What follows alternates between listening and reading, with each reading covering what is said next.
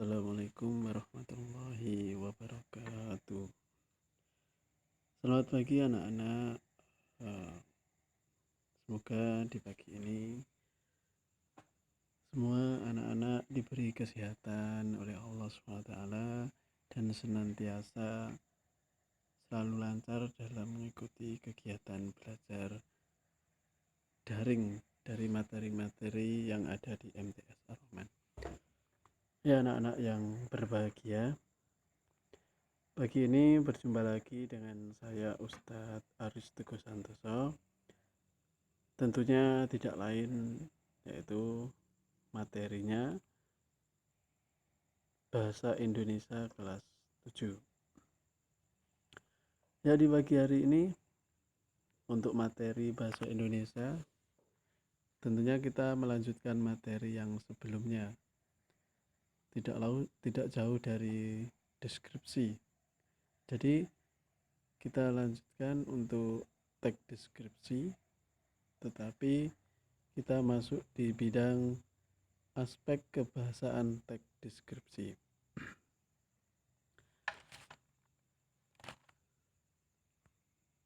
Materi yang kali ini mengenai aspek kebahasaan teks deskripsi terdiri dari 8 aspek.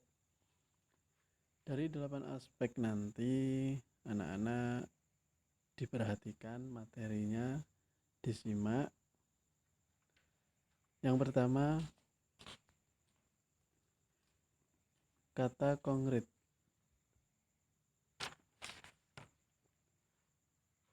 Kata konkret yaitu kata yang acuannya mudah diserap panca indera. Misalnya, kata pintu. Kata tersebut termasuk kata konkret karena apabila kita mengucapkan kata pintu, otomatis otak kita sudah langsung menggambarkan sebuah objek, yaitu objek yang telah diucapkan tadi, yaitu pintu. Jadi ketika kita mengucapkan suatu benda dan benda itu bisa langsung diterjemahkan oleh otak manusia, digambarkan dalam pikirannya, nah itu namanya kata konkret. Yang kedua yaitu kata rujukan. Kata rujukan adalah kata yang merupakan suatu kata yang merujuk pada kata lain yang sudah digunakan di depan kata sebelumnya. Nah, jenis kata rujukan terdiri dari 3. Yang pertama rujukan tempat, yang kedua rujukan benda, dan yang ketiga rujukan personal. Kita ambil satu contoh, yaitu kata rujukan tempat. Parangtritis sangatlah indah. Di sana banyak pengunjung yang bersenang-senang. Di situ bisa dilihat kata yang berwarna merah, parangtritis, dan di sana. Nah, kata di sana merujuk ke parangtritis. Nah, parangtritis adalah suatu tempat wisata. Nah, itu yang dinamakan kata rujukan. Jadi, kata yang merujuk ke kata-kata sebelumnya. Itu adalah contoh kata rujukan tempat. Contoh lagi, rujukan benda. Nah, almari di sana berwarna merah. Benda itu dicat oleh Pak Sukiran. Almari berwarna merah dan benda itu, ini semisal, tapi contoh tidak saya tulis, itu merujuk ke almari.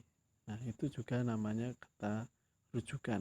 Nah, merujuk ke kata benda. Itu 2 contoh yang saya sampaikan, nanti contohnya bisa dicari sendiri. Oke, anak-anakku, kita lanjutkan ke aspek kebahasaan yang ketiga. konjungsi. Nah, konjungsi itu apa? Nah, konjungsi itu adalah kata yang menghubungkan antar kata antar klausa, antar kata ataupun antar kalimat, bahkan antar paragraf.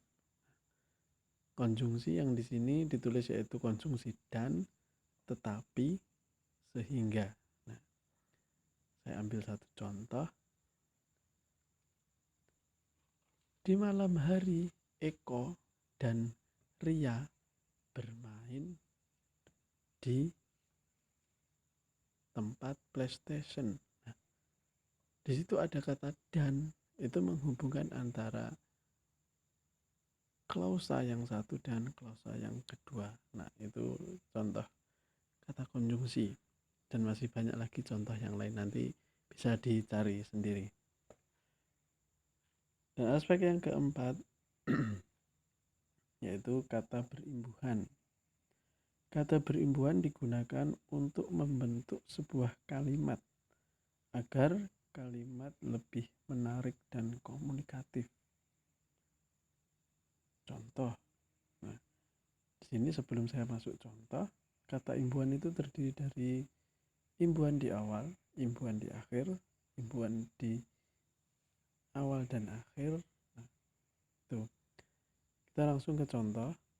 Duniawi itu imbuhannya di akhir. Iya, kata dasarnya yaitu dunia. Sedangkan biarawati itu kata yang berimbuhan di akhir juga. Kata dasarnya apa? Biara. Kemudian wati. Nah, itu berarti perempuan, biarawati. Kemudian dermawan. Nah, kata dasarnya adalah derma. Derma itu suka memberi. Wan itu adalah manusia. Jadi manusia yang dermawan itu manusia yang suka memberi. Kemudian perjalanan. Kata dasarnya apa? Jalan. Nah, itu dapat imbuhan di depan dan di akhir, yaitu per dan an. Jadi perjalanan. Contoh yang berikutnya, kesulitan. Sama ya. Kata dasarnya sulit, dapat imbuhan di awal dan di akhir.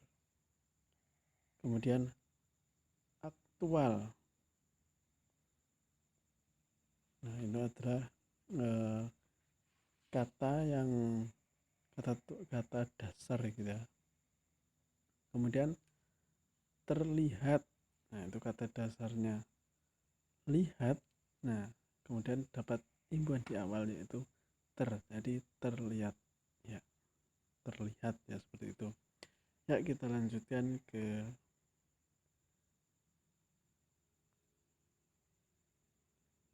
yang kelima ya. Ini anak-anakku, aspek yang kelima yaitu menggunakan kata umum dan khusus. Contoh, kata umumnya warna, berarti apabila ditarik ke kata khusus menjadi apa? Menjadi hijau, kuning, merah, biru. Itu adalah kata khusus. Sedangkan umumnya yaitu warna. Nah, itu ya, itu contohnya kata khusus. Contoh yang lain, pria itu berjajar untuk mengantre ke loket. Pria itu siapa? Nah, itu pria ini adalah kata umum. Sedangkan kalau kita tarik ke kata khusus, pria bisa menjadi Eko, Andri, Fajar sedang mengantri di loket. Nah, itu contoh yang menggunakan kata umum dan kata khusus. Bagaimana? Paham? Kita lanjutkan ke aspek bahasaan yang keenam, yaitu menggunakan sinonim atau persamaan. Persamaan kata. Contoh, pantai yang indah dan menawan itu memang dikunjungi banyak orang. Di mana letak sinonimnya? Ada yang tahu? Letak sinonimnya dari contoh kalimat tadi yaitu indah dan menawan. Itu sama makna. indah, dan menawan. Nah, itu sama makna. Jadi persamaan, ya. Persamaan makna sama kata. Kita lanjutkan yang ke-7, aspek menggunakan majas perbandingan. Ini aspek yang menggunakan majas perbandingan untuk teks deskripsi. Contohnya, di sana kita bisa menikmati pemandangan hamparan laut biru Toska seperti pemandangan yang terbentang luas. Angin pantai dengan lembut mengelus wajah kita.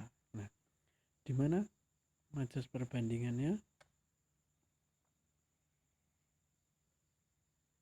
Nah, bisa kita lihat majas perbandingannya terlihat di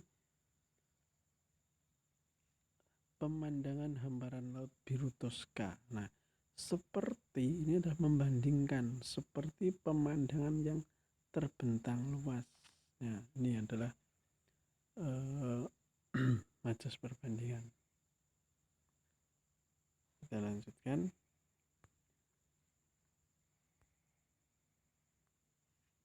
Ke aspek ke-8, menggunakan kata ganti orang.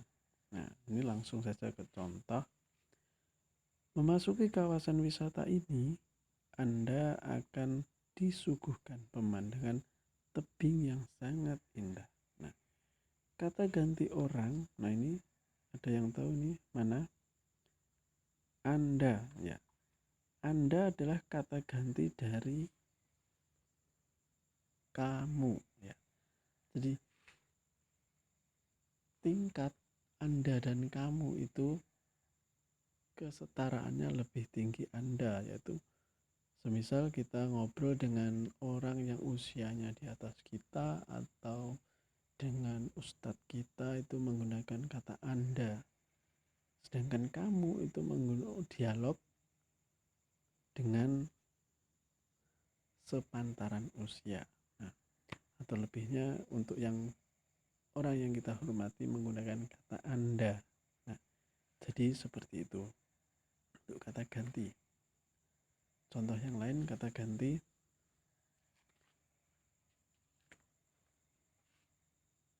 Faisal pergi ke pasar. Dia sampai di pasar lupa untuk membeli belanjaannya. Nah, dia dan Faisal ini masih ada kaitannya, yaitu kata ganti.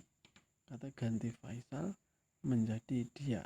Nah, ini kalau kita tarik ke kata rujukan, ini juga masuk ke kata rujukan. Faisal pergi ke pasar, dia lupa membeli belanjaannya. Dia dan Faisal ini masih masuk ke kata rujukan juga, ya. Tapi juga masuk ke kata ganti. Ya, anak-anakku, itu tadi aspek kebahasaan dari teks deskripsi atau ada 8 kurang lebih. Tadi yang sudah menyimak semoga paham. Kalau tidak paham nanti bisa ditanyakan suatu saat ketika kita berjumpa. Ya, anakku, untuk selanjutnya yaitu saya ingin mengetahui tingkat ketelitiannya, ya, yaitu berupa tugas. Tugas kali ini yaitu mengidentifikasi teks deskripsi, tentunya mengidentifikasi aspek kebahasaan, ya, dari teks yang berjudul Keelokan Danau Biru di Antara Perbukitan. Nanti bisa dilihat di LKS halaman 12 sampai 13. Tugas yang kalian harus kerjakan yaitu 1. Cari dan tulislah satu saja kalimat yang mempunyai kata rujukan. 2. Tulislah satu kalimat yang menggunakan konjungsi. Nah, dari teks tadi. Yang ketiga, tulislah satu kalimat yang menggunakan kata imbuhan. Ingat, satu kalimat.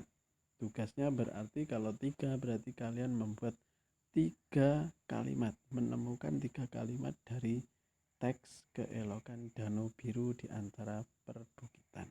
Nah, itu saja dikerjakan. Ingat ya, 3 kalimat. Jadi ya 3 soal itu berarti satu kalimat. Kalimat ya, bukan kata atau frasa ya.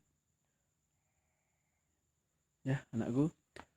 Cukup sekian materi di pagi hari ini, tidak terlalu panjang tetapi yang penting kalian paham, kalian bisa memahami materi sedikit tapi masuk ke otak ya. Ya, terima kasih anak-anakku yang berbahagia. Sekian materi kali ini, kurang lebihnya mohon maaf. Akhirul kalam, wassalamualaikum warahmatullahi wabarakatuh.